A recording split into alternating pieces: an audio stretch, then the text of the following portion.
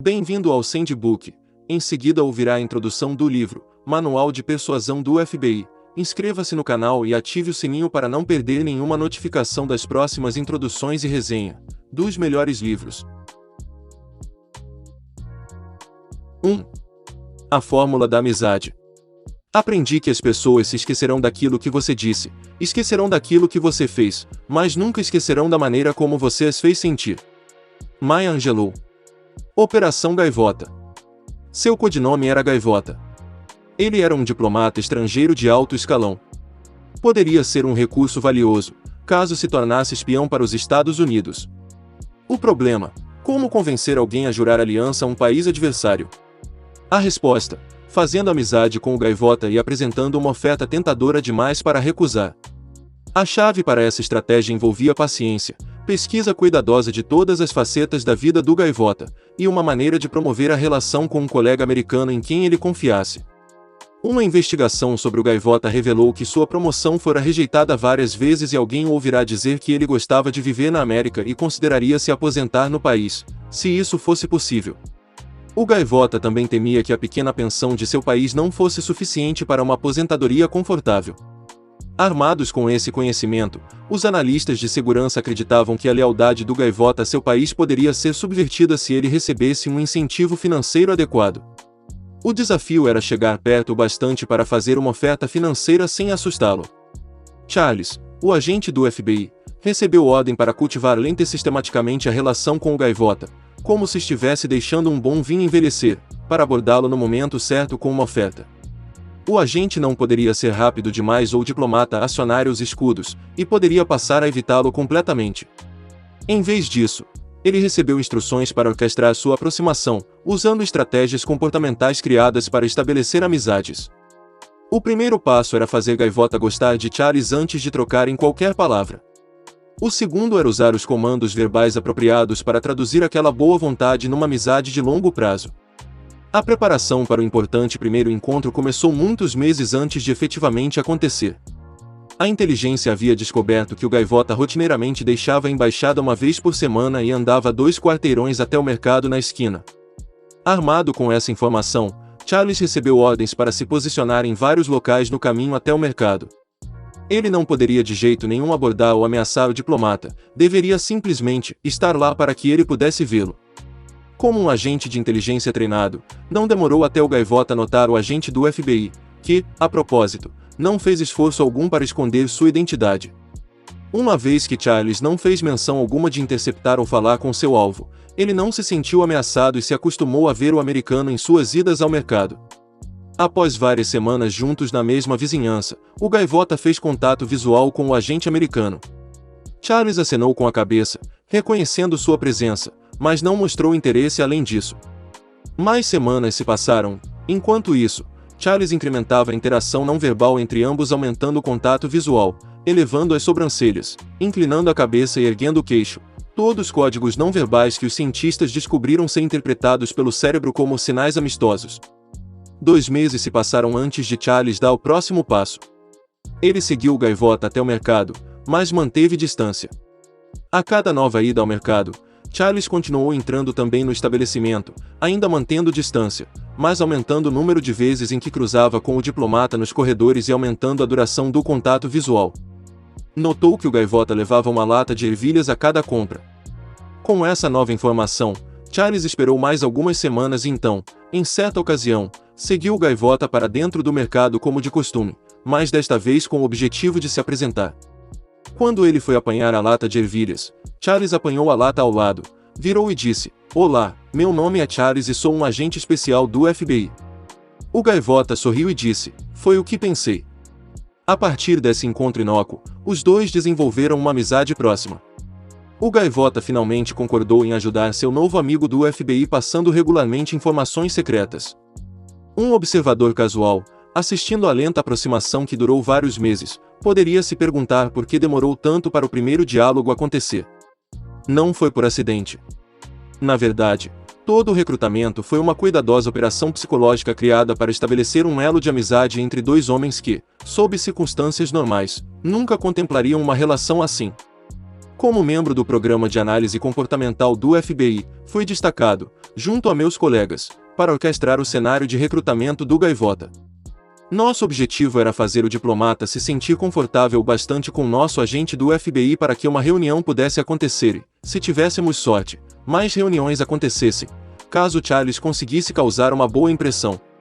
Nossa missão era mais difícil que o normal porque o Gaivota era um oficial de inteligência altamente treinado, que constantemente ficaria em alerta com qualquer pessoa que despertasse suspeita, o que o faria evitar tal pessoa a todo custo. Para que Charles fosse bem-sucedido no encontro cara a cara, o diplomata precisaria estar psicologicamente confortável com seu colega americano, e, para isso acontecer, Charles precisaria dar passos específicos que, no fim das contas, tiveram sucesso.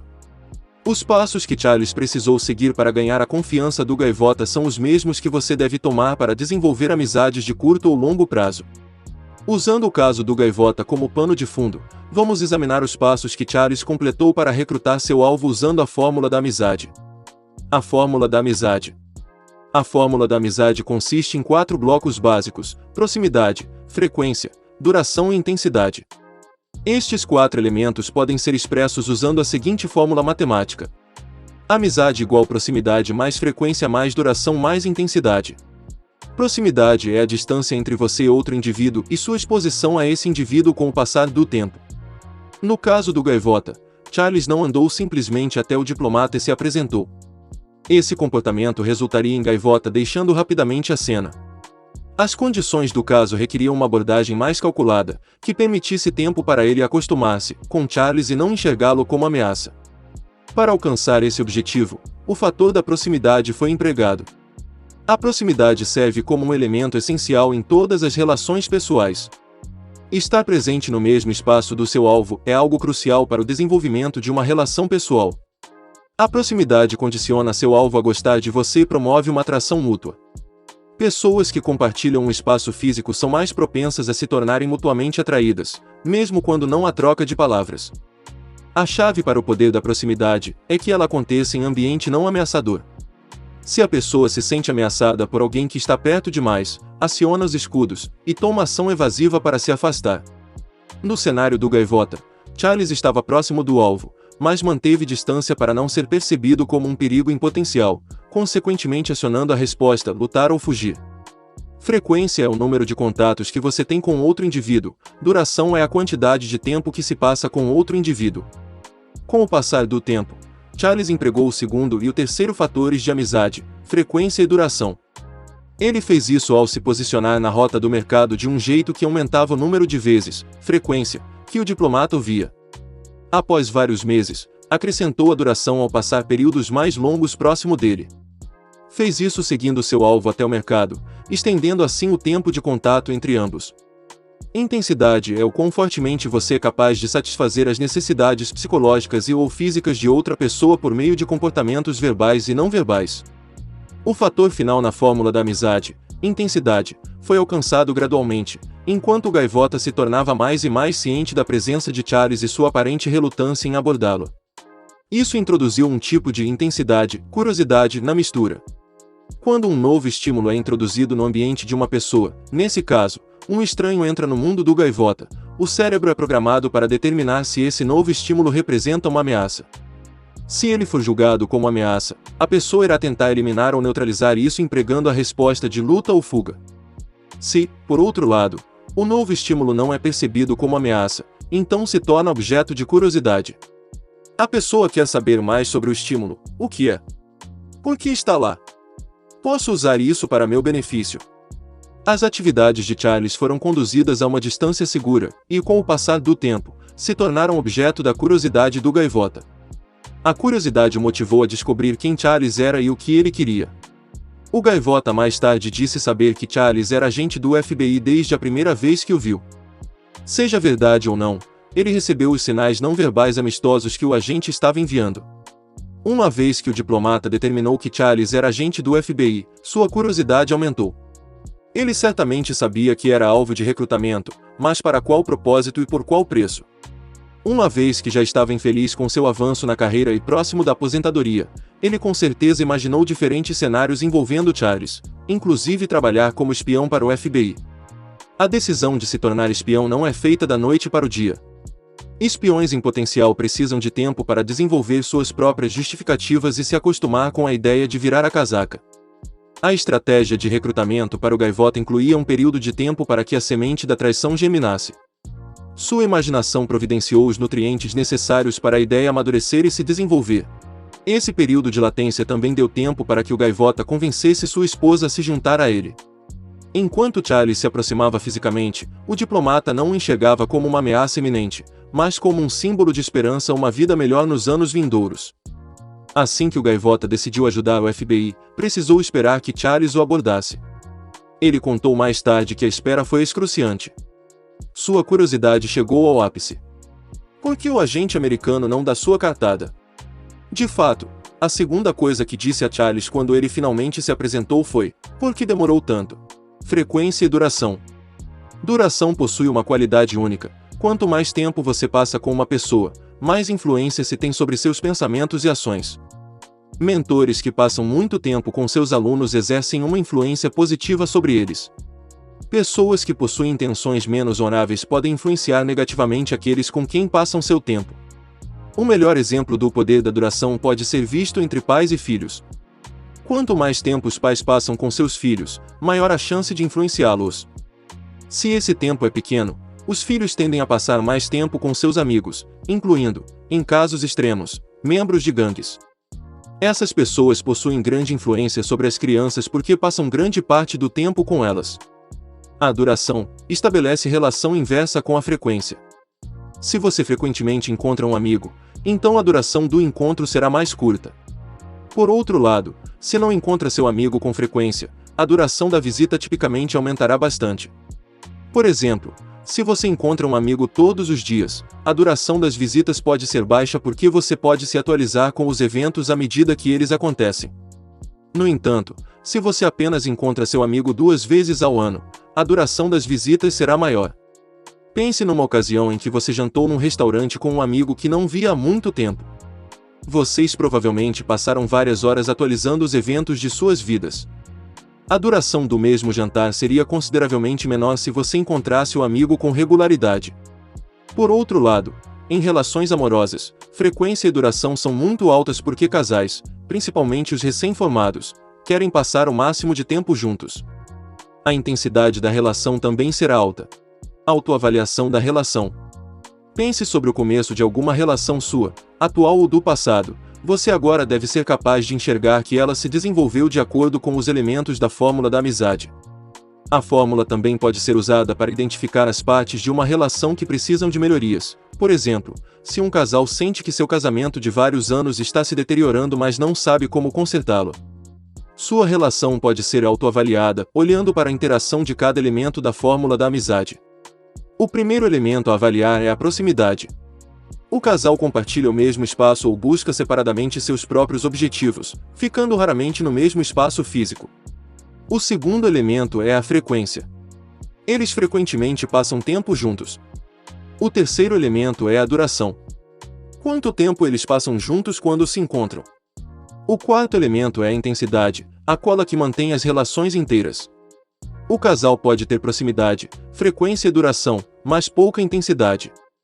Um exemplo dessa combinação é um casal que passa muito tempo em casa assistindo à televisão juntos, mas não interage com nenhuma emoção. Eles poderiam sair mais à noite para reavivar os sentimentos que possuíam um pelo outro quando se conheceram. Poderiam desligar a televisão por algumas horas toda noite e conversar, intensificando assim a relação. As combinações dos 4 elementos da fórmula da amizade são vastas, dependendo de como os casais interagem. Em muitos casos, um membro da relação viaja a trabalho na maior parte do ano. A falta de proximidade pode afetar negativamente a relação porque isso geralmente leva a uma redução da frequência, duração e intensidade. A falta de proximidade pode ser superada com a tecnologia. Frequência, duração e intensidade podem ser mantidas com a ajuda de e-mails, bate-papos, mídias sociais, etc.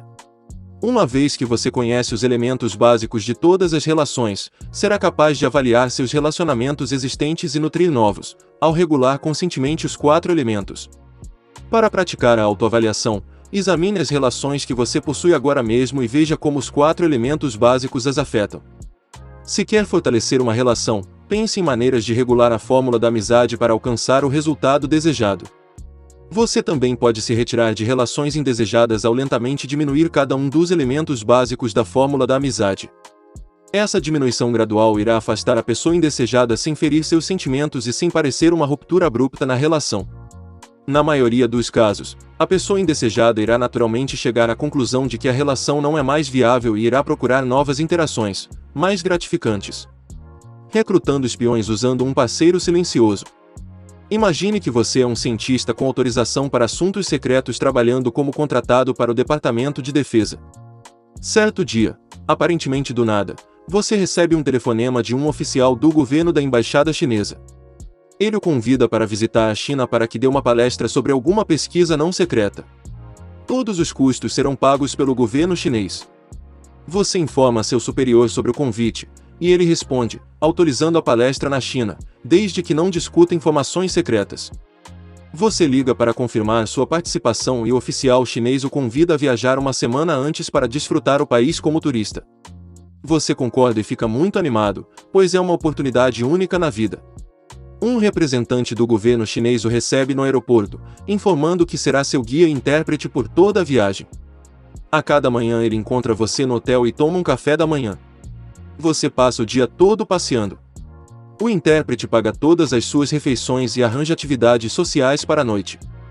Ele é amigável e compartilha informações sobre sua família e vida social. Você retribui compartilhando informações sobre sua família, nada importante, apenas nomes da esposa e filhos, datas de aniversários, seu aniversário de casamento e os feriados religiosos que você e sua família celebram. Com o passar dos dias, você fica surpreso por possuir tantas coisas em comum com seu intérprete, apesar das grandes diferenças culturais. O dia da palestra chega. O anfiteatro está lotado. Sua palestra é bem recebida. No final, um dos participantes se aproxima e diz que está muito interessado em sua pesquisa. Diz que ela é fascinante e inovadora e faz uma pergunta relacionada ao trabalho secreto que você vem desenvolvendo e que possui relação com a sua pesquisa. A resposta depende de uma informação sensível, mas não secreta. Você fica contente em poder dar informação junto a uma longa explicação, mesmo que precise tangenciar informações delicadas. Enquanto espera para embarcar no avião de volta para os Estados Unidos, seu intérprete informa que sua palestra foi um tremendo sucesso e que o governo chinês gostaria de convidá-lo novamente no ano seguinte. Já que o pequeno anfiteatro ficou lotado, você será recebido num salão maior no ano seguinte. O chinês ofereceu uma oportunidade para o cientista se sentir orgulhoso, que é a forma mais poderosa de elogio. Essa técnica de abordagem será discutida mais tarde. E a propósito, sua esposa já está convidada para acompanhá-lo, com todas as despesas pagas. Como agente de contra-inteligência do FBI, foi destacado várias vezes para interrogar cientistas que viajavam para fora do país para apontar se eles tinham sido abordados por oficiais de inteligência estrangeiros em busca de informações secretas. Entrevistei muitos cientistas que descreveram histórias semelhantes a essa.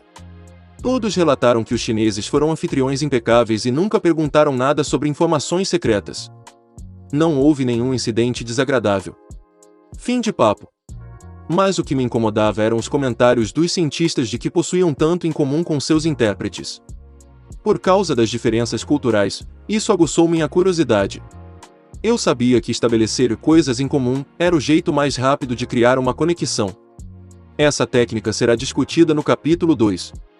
Então, usei a fórmula da amizade para aprofundar a avaliação das visitas dos cientistas.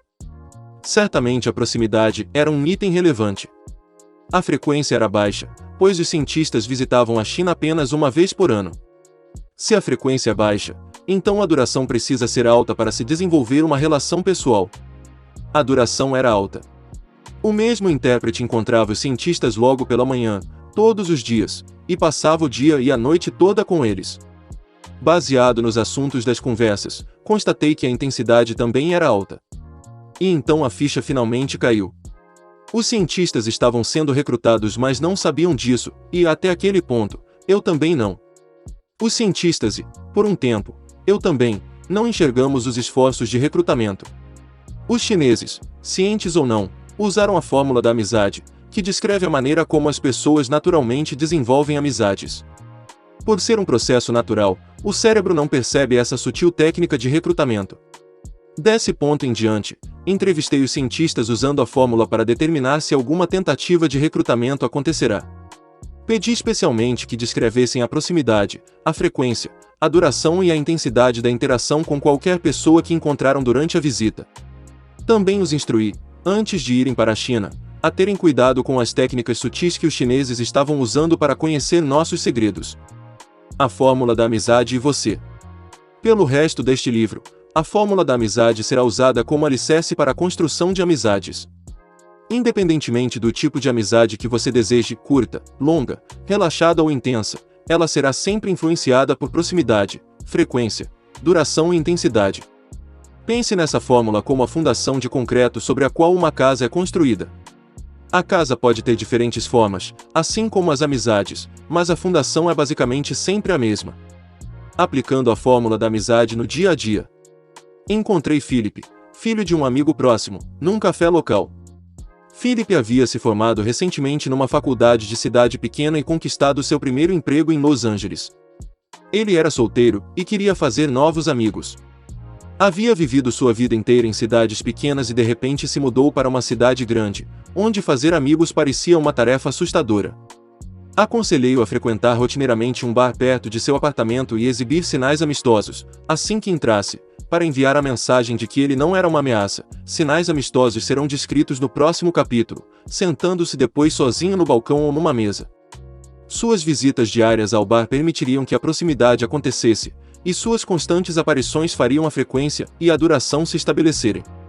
Com cada visita, ele poderia gradualmente aumentar a intensidade, o componente final da fórmula da amizade, olhando para outros clientes por um pouco mais de tempo e sorrindo. Philip precisava de um gancho de curiosidade para atrair as pessoas. Ele me disse que era colecionador de bolinhas de gude antigas. Eu o instruí a levar uma lupa e um saco de bolinhas de gude sempre que visitasse o bar, colocasse as bolinhas sobre a mesa e cuidadosamente examinasse cada uma com a lupa. Essa atividade serviria como gancho para a curiosidade. Também orientei que fizesse amizade com os garçons, pois eles se tornariam seus embaixadores perante os membros da comunidade. Por terem contato direto com Philip, outros clientes naturalmente perguntariam quem era aquela nova pessoa. Quando fizessem isso, os garçons diriam coisas boas, que formariam um filtro através do qual os clientes o enxergariam. Esses filtros serão discutidos no próximo capítulo. Várias semanas depois, Philip me ligou e disse que eu estava certo. Na primeira vez que visitou o bar, pediu uma bebida, soltou as bolinhas sobre a mesa e as examinou uma a uma com uma lupa. Alguns minutos depois de o garçom entregar a bebida, ele perguntou sobre sua atividade em comum. Philip contou sobre sua coleção e mostrou as diferenças de tamanho, cor e textura de cada bolinha. Após várias visitas ao bar, Philip e o garçom se tornaram mais familiarizados um com o outro. O garçom gostou de Philip e o apresentou a várias pessoas que obviamente pareciam interessadas em seu hobby. As bolinhas serviram como iniciadoras de conversas e facilitaram a transição para outros assuntos. A fórmula da amizade parece mágica, mas não é. Ela apenas espelha a maneira como as pessoas normalmente estabelecem relações. Saber os elementos básicos facilita construir amizades. Como Vladimir foi influenciado pela fórmula da amizade. Lembre-se que Vladimir havia inicialmente jurado nunca falar comigo. A primeira coisa que fiz foi estabelecer proximidade. Todos os dias eu me sentava com ele e lia o jornal, sem dizer nenhuma palavra, praticamente ignorando. A atividade silenciosa estabelecia a proximidade, porém, mais importante, não consistia em uma ameaça. Assim que Vladimir determinou que eu não era uma ameaça, ele ficou curioso. Por que esse agente vem aqui todos os dias? Qual é o seu propósito? Por que ele não me diz nada? Minhas visitas diárias e leitura silenciosa serviram como uma isca para sua curiosidade. Sobrecarregado, Vladimir quebrou seu silêncio e deu o primeiro passo para estabelecer contato. Falar comigo já não era mais minha ideia, agora era ideia dele, que tinha tomado a iniciativa. Mesmo então, não comecei a falar imediatamente, em vez disso, lembrei-o de seu juramento. Além da fórmula da amizade, isso introduziu dois princípios psicológicos que serão discutidos mais tarde neste livro: o princípio da escassez e o princípio do quanto mais restrição, mais desejo. Resumindo, não me abri prontamente para Vladimir, o que aumentou sua curiosidade, causando um incremento em sua motivação para falar. Assim que ele abriu seu espaço pessoal e psicológico para mim, pude usar as técnicas de construção de conexão discutidas neste livro para trazê-lo ao ponto onde ele voluntariamente me entregou as informações. Para usar eficazmente a fórmula da amizade, você deve ter em mente que tipo de relação está querendo estabelecer e o tempo que será necessário passar com a pessoa do seu interesse. Obviamente, a fórmula não terá um grande papel se você apenas encontrar essa pessoa uma vez ou esporadicamente. Para ilustrar, digamos que você está em Cleveland, Ohio, para uma conferência de um dia e encontra uma mulher ou homem particularmente atraente. Você escolhe, e quer passar a noite com ele ou ela. Ao passar um sinal amistoso, ele não é recíproco, na verdade, a pessoa aciona os escudos. Nesse momento, você não chegará a lugar algum com esse indivíduo, ao menos não no mesmo dia.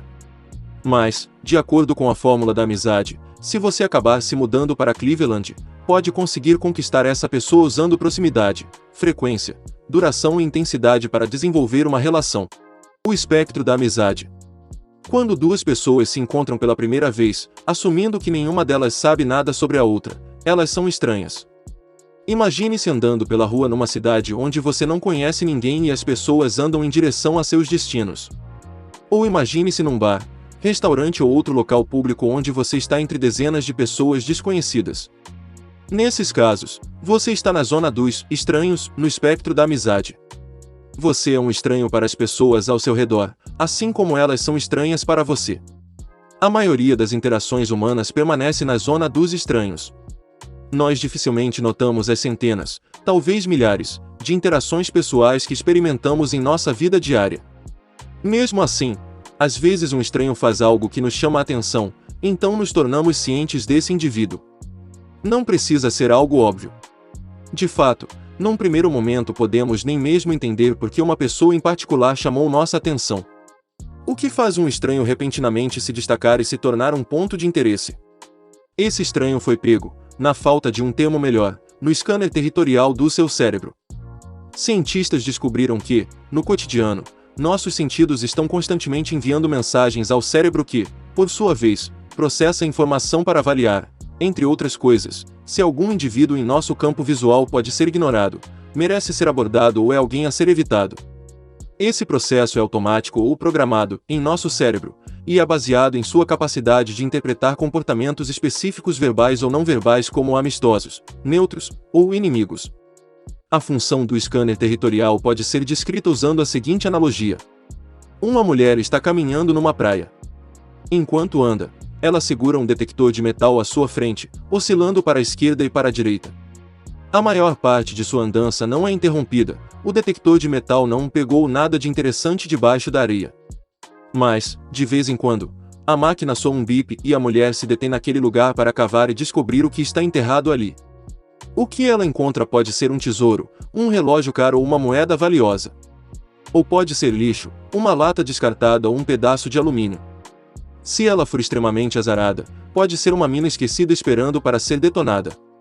Seu cérebro é como o detector de metal, constantemente avaliando seu ambiente, buscando sinais que indiquem coisas que você deveria abordar ou evitar, ou que são irrelevantes e podem ser ignoradas. Cientistas comportamentais passaram décadas descobrindo, catalogando e descrevendo os tipos de comportamento humano que o cérebro interpreta como sinais amistosos ou inimigos. Uma vez que saiba quais são os sinais, você será capaz de usá-los para fazer amigos e, como benefício colateral, manter longe pessoas indesejadas. Sinais para alugar, financiar ou de não estar à venda. Uma de minhas estudantes relatou à classe que havia notado sinais não verbais interessantes em seu bar local. Frequentemente observava que os homens em relações exclusivas enviavam sinais diferentes dos homens em relações comprometidas, mas abertas a casos extraconjugais. Ela comentou que podia sentir fortes sinais não verbais inimigos de alguns homens casados que desencorajavam qualquer atenção pessoal indesejada. Mas outros homens supostamente comprometidos enviavam fortes sinais amistosos, denunciando que estavam buscando algo mais. A estudante notou que esses sinais amistosos eram mais sutis do que os sinais enviados por homens solteiros. A carranca urbana. Você já se perguntou por que certo indivíduo parece possuir um talento para atrair outros, causando uma boa impressão e fazendo as pessoas gostarem dele, enquanto outra pessoa, igualmente atraente e bem-sucedida, parece não conseguir duplicar esse apelo magnético? Geralmente tudo se resume ao envio inconsciente de sinais inimigos. Outro estudante me contou, infelizmente, para ela, um grande exemplo disso. Ela mencionou que estava tendo dificuldade em fazer amizades na faculdade onde leciono. Disse que as pessoas comentavam que ela parecia fria, distante e fechada, mas que, assim que a conheciam, facilmente desenvolviam uma relação. Enquanto conversávamos, descobri que ela cresceu numa vizinhança perigosa em Atlanta, onde precisou aprender desde cedo a se proteger. Disse que ela não precisava melhorar suas habilidades de comunicação, mas mudar a maneira como se apresentava para as pessoas. Ela não havia parado de mostrar sua carranca urbana para o mundo. Isso não é incomum para as pessoas que cresceram em vizinhanças perigosas ou mesmo em grandes cidades. A carranca urbana envia um sinal não verbal claro de que você é um inimigo, não um amigo. É um aviso para manter distância e não se meter comigo. Predadores são menos propensos a tomar como alvo uma pessoa que projeta essa carranca urbana, então isso se torna uma valiosa ferramenta de sobrevivência em vizinhanças perigosas. Uma vez que minha aluna faça um esforço consciente para enviar mais sinais amistosos, não terá mais problemas em se conectar com os outros estudantes. Uma carranca urbana. Você gostaria de abordar a pessoa na foto com uma carranca urbana? Tenha em mente que muitas pessoas que exibem essa expressão estão totalmente inconscientes dos sinais que enviam e de que desencorajam os outros a interagir. É por isso que é tão importante entender o que constitui sinais não verbais apropriados. Quando enviar sinais inimigos. Pessoas que vivem nas ruas constantemente buscam esmolas, principalmente nas cidades grandes. Elas podem ser persistentes. Mas sua persistência não é aleatória. Elas tomam como alvo pessoas com mais chances de lhe darem dinheiro e agressivamente as perseguem. Como sabem quem é coração mole e quem é durão? Fácil, analisam os sinais amigos ou inimigos. Se o alvo faz contato visual, as chances aumentam. Se o alvo sorri, as chances aumentam. Se o alvo mostra pena, as chances aumentam. Se você constantemente vira alvo de pedintes e mendigos, provavelmente é porque está enviando inconscientemente sinais não verbais que convidam ao contato pessoal. Sem contato pessoal, as chances de receber dinheiro são inexistentes. Pedintes sabem disso e perseguem alvos com maior probabilidade de sucesso. Portanto, nesse caso, uma carranca urbana pode ser bastante útil. Certa vez, quando era adolescente, eu estava andando numa vizinhança que não me era familiar e que no fim se mostrou ser bastante perigosa. Eu era realmente um peixe fora d'água ali. Um homem mais velho, que reconheceu que eu estava fora da minha zona de conforto, veio em meu resgate. Ele me ofereceu um conselho não solicitado, mas extremamente valioso, para que eu pudesse sair dali em segurança. Ande como se tivesse um lugar para ir, balance os braços e dê passos decididos. E, se alguém falar com você, responda como se tivesse algo a dizer. Se puder fazer isso, você não será visto como uma vítima em potencial e terá menos chances de se tornar uma. Foi um bom conselho, na época, e o continua sendo agora. Suas comunicações não verbais, seu comportamento, e verbais, aquilo que você diz, enviam sinais para aqueles ao seu redor. Mover-se decididamente possui um propósito. Para um predador em potencial, você tem menos chances de ser visto como presa, assim como um antílope saudável e alerta provavelmente não será a primeira escolha de um leão que está perseguindo um grupo de animais na savana africana. Cullen e Gotover fez uma observação muito perspicaz: estranhos são a matéria-prima das amizades. Sempre que você encontra uma pessoa pela primeira vez, esse indivíduo começa como um estranho, e, no momento do contato, ocupa a exata posição do meio no espectro amigo-inimigo. Se você usar os sinais verbais e não verbais discutidos neste livro, pode transformar estranhos em amigos. O patamar humano. Imagine-se dirigindo do trabalho para casa e de repente você percebe que um carro está colado na sua traseira. Seu cérebro, que constantemente absorve informações dos 5 sentidos, detectou uma ameaça. O outro carro fez algo anormal. Ele invadiu a bolha de espaço que separa a distância segura da distância insegura, e agora representa um risco ao seu bem-estar. Mas aqui está o interessante: você esteve automaticamente monitorando o tráfego atrás de você sem nem mesmo perceber que estava fazendo isso enquanto os outros veículos não penetravam na sua bolha de proteção. Você apenas notou quando alguém invadiu os limites da distância segura. Aquilo que é verdade no trânsito, também é verdade ao fazer amigos. Seu cérebro automaticamente monitora a comunicação verbal e não verbal. Quando as informações são avaliadas como normais e não ameaçadoras, você responde a elas automaticamente. Elas não levantam suspeitas ou sensação de perigo. É por isso que as técnicas que você irá aprender funcionam. Todas elas se encaixam no patamar humano. Mesmo que você pense que uma pessoa perceberia o que você está fazendo, ela não perceberá, pois o cérebro detecta esses comportamentos como normais e, assim como carros seguindo numa distância segura, eles não levantam suspeitas. Ao longo deste livro, enfatizaremos os sinais amigos e inimigos. Eles entram no comportamento básico dos seres humanos e podem ser usados para incrementar suas relações. Cada um possui a capacidade de usar esses sinais. Na verdade, todos nós os usamos durante a vida. Infelizmente, muitas pessoas não conhecem todos os sinais disponíveis para usar ou como usá-los mais eficazmente. Isso é ainda mais verdadeiro hoje do que no passado, por causa dos avanços tecnológicos que têm sufocado o desenvolvimento de nossa inteligência emocional. Fazendo amigos no mundo de hoje.